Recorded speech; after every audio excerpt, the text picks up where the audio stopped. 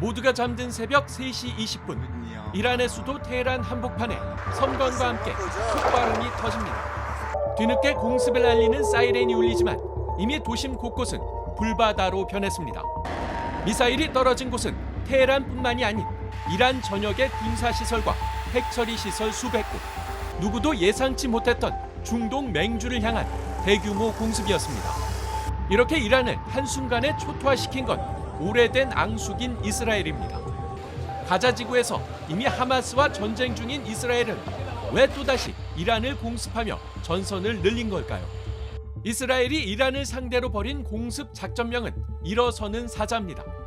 구약 성서에 나온 구절을 차용한 건데 유대 국가의 정체성을 드러내는 동시에 민간인 피해도 불사한 대대적 공습에 종교적 정당성을 부여한 겁니다.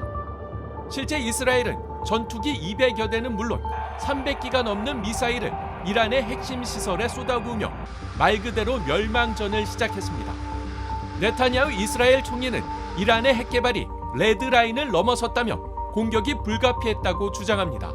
The objective of Israel's military operation is to remove this threat, both the nuclear threat and the ballistic missile threat to Israel. 이스라엘은 기습 공격을 통해 이란군 서열 1위 참모총장은 물론 혁명수비대 총사령관과 이란 핵 개발을 주도한 과학자 전원을 몰살했습니다. 이어 핵시설과 함께 레이더 기지와 미사일 기지 등 다양한 군사시설에 회복 불가능한 타격을 퍼부었습니다. 제대로 허를 찔린 이란도 피해 보복을 선언하며 이제 전쟁은 돌이킬 수 없는 강을 건넜다는 평가가 나옵니다. کار رو اونها شروع کردن و جنگ به راه انداختن. ما به اونها اجازه نخواهیم داد که از این جنایت بزرگی که انجام دادن خودشون رو سالم خلاص کنن.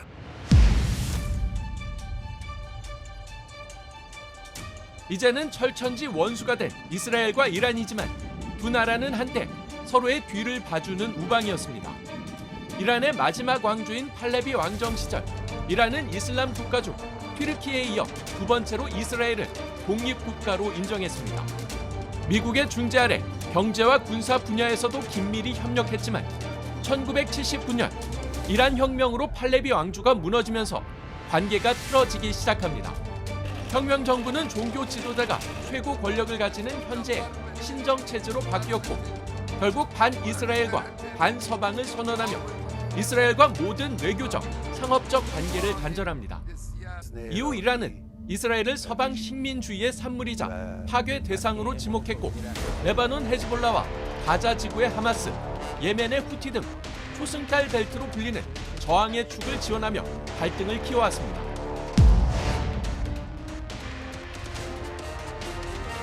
이번 이스라엘의 선제 공격은 우발적이 아닌 치밀하게 계산된 전략이었다는 분석이 나옵니다. 이스라엘은 미국과 이란이 핵 합의 협상을 진행 중이었던 만큼 이란이 안심하고 있던 상황에서 기습 공격을 감행했습니다. 표면적으로는 핵탄두 9개를 짧으면 수개월 안에 실전 배치할 것으로 보이는 상황에서 미국이 이란에 유화적인 합의를 제안할 수 있다는 우려가 커졌기 때문입니다. 하지만 이번 공습은 우발적이 아닌 그동안 이란의 손과 발을 하나씩 제거하면서 만들어온 전략적 결과물이었다는 주장이 힘을 얻고 있습니다. 이란을 대신해 이스라엘과 교전을 벌이던 팔레스타인 무장정파 하마스는 최근 2년 괴멸에 가까운 타격을 입었습니다. 여기에 시리아 아사드 정권 역시 붕괴된 가운데 후티 반군은 미국의 공습에 허수아비로 변했습니다. 이스라엘 입장에서는 저항의 축이 전례 없이 약해지고 이란의 오랜 우방이던 러시아마저 우크라이나 전쟁으로 손발이 묶인 지금이 최고의 시점이라고 판단한 겁니다. 지금 이란에 대해서 그리고 헤즈볼라에 대해서 이스라엘이 오랜 공을 들여서 이들에 대한 여러 가지 정보 첩보 활동들을 다 하고 나름 그런 것들을 축적해 있었다라고 보시면 될 것 같습니다. 최적기, 이때 필요할 때 국익을 위해서는 이제 사용한다 할 때 이걸 사용하는 것이죠.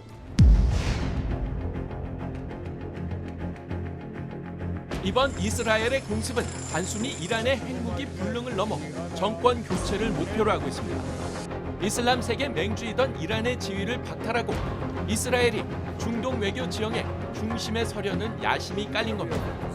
그 중심에 있는 것이 바로 아브라함 협정입니다.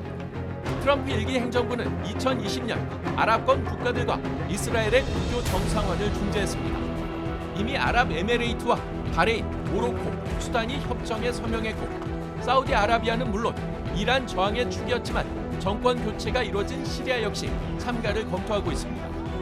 이란이 이대로 무너지면 아브라함 협정이 실질적인 영내 안보 프레임으로 자리 잡을 가능성이 높습니다.